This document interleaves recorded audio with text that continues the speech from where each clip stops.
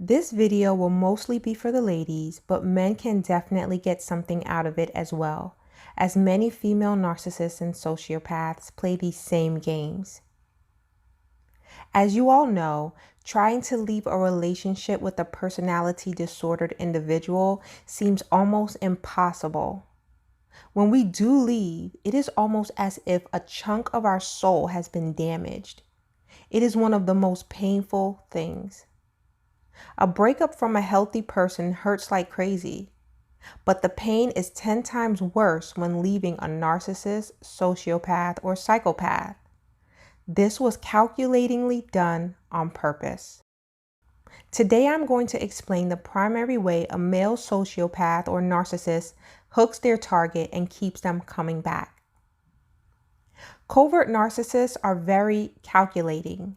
They use their mask to advance their schemes and manipulation. When you initially meet a narcissist, you are essentially meeting their mask, but there is an operator behind the mask. You get glimpses of the operator behind the mask during the devaluation stage.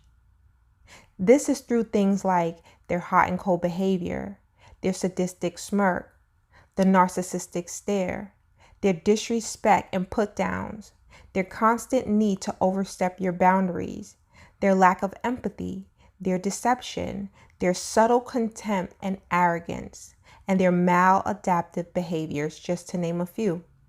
Why were we confused in this stage? It is because when the mask slips and we see the previously mentioned things, these individuals quickly adjust the mask by doing something kind. When dealing with this type, you will always notice this duality. The duality between the mask and the operator behind the mask. You don't fully meet this person until they discard you. This is why when you are discarded, you have a difficult time making sense of the discrepancy, as they are not their mask. You fell in love with the mask, not who they truly are. So despite seeing these things, as a female, what bonded you to this person? Many will say, well, it was the charm they exuded in the love bombing stage of the relationship. I would argue that this answer is partially correct. Let's look a little deeper. What was it within the love bombing stage that really hooked you? The sex. It was the sex. Men in general are very aware of how attached many females become after engaging in sexual intercourse with them. But if someone with a personality disorder is aware of this, and they are, and their nature is to prey on you and destroy you, and it is, then they can use this to their advantage to bond you to them. In another video, I mentioned how the narcissist has to attach you to their hip, and this is true in this case. For a female, sex is a very potent bonding agent. And in order for a narcissist to solidify your attachment to them, they have to ensure that you end up in bed with them. For most male narcissists and sociopaths, this is the goal of love bombing. Love bombing and charm are so destructive to the target because it is specifically meant by the abuser to take you from a logical and rational state of mind to a purely emotional state of mind. And it is in this emotional state of mind that we lose our capacity to reason in a healthy way. This heightened sense of emotions clouds our vision and our judgment, causing us to miss the red flags. You see, we were never meant to fall in love. This depicts having no control. We, in my opinion, were meant to walk in love with our eyes open and in a position of self-control and clear judgment. We were meant to walk in love, and as we are walking into love with this person, we are assessing this individual and heeding any red flags we see. The goal of charm and love bombing is deception. But we cannot properly discern this when we are being love bombed and in a heightened sense of emotions. If a personality disordered individual can rush the relationship and cause us to think that they are in love with us within weeks or just a few short months of knowing us, they know that we are more likely to allow them to sleep with us. Here's the trick. Once they sleep with us, they do it a few more times to solidify the bond and your attachment to them. Then they pull back.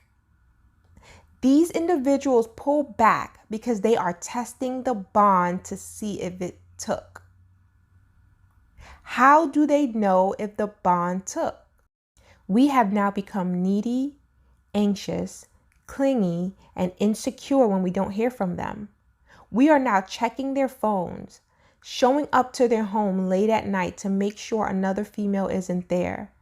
We, in essence, become dependent on them to feel loved and validated, as they pumped our minds with so much love and charm in the beginning that we are now addicted.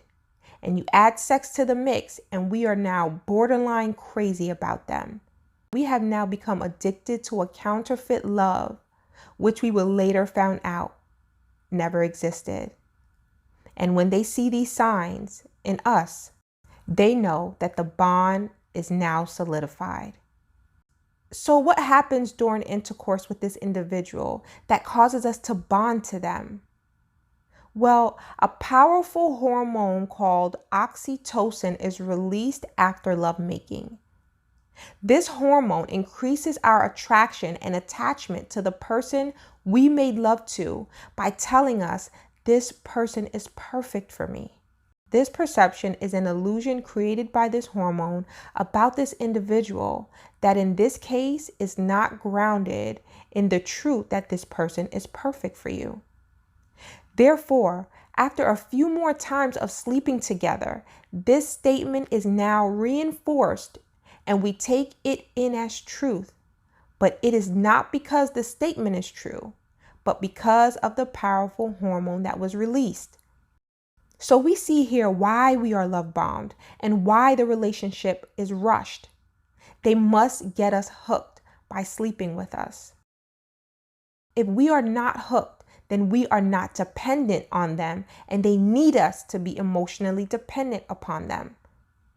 Also, if we are not hooked, the trauma bond caused in the devaluation stage will not work, and they need it to work, as this is where they will get the brunt of their narcissistic supply from, in the form of your attention, your chasing, your crying, your arguing, and your reaction of any kind.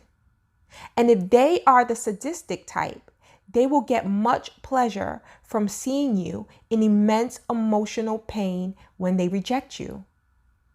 Once you are hooked in this way and discarded, you are now a prime candidate to be hovered back into the relationship and exploited later on. So how do we guard against getting hooked? How do we guard against getting love bombed and charmed? We take things slow and understand that if someone is rushing a relationship with us, there is an ulterior motive. We need to ask ourselves why this person is rushing the relationship. When someone speeds up the process, this is your cue to slow down, not speed up. As we slow down and pace the relationship, it helps us to notice and guard against love bombing. It also helps us to see the red flags. It is when the relationship is rushed that we miss the red flags. Think about if you were speeding on the road. There are many signs that you will miss because you are speeding. But if you slow down, you are able to thoroughly read and take in each sign as you pass and then make your moves from there. In addition, when coming into a new relational encounter, we need to come with our boundaries up as we don't know this person or their intentions. And until we do, we guard our hearts. Intimacy should be kept for someone that is completely vetted and proven, someone who is safe enough for you to give your heart to, someone who is healthy in character. Many of us are allowing people we barely know to come into our lives, rush the relationship, and rush us into bed. One of the best things to do is to work on raising your self-respect, your value, and your self-esteem.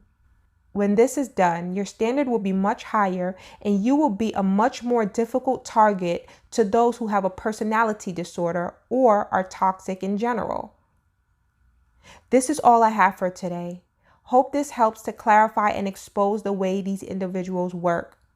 As always, remember to love and accept yourselves. You matter. Until next time.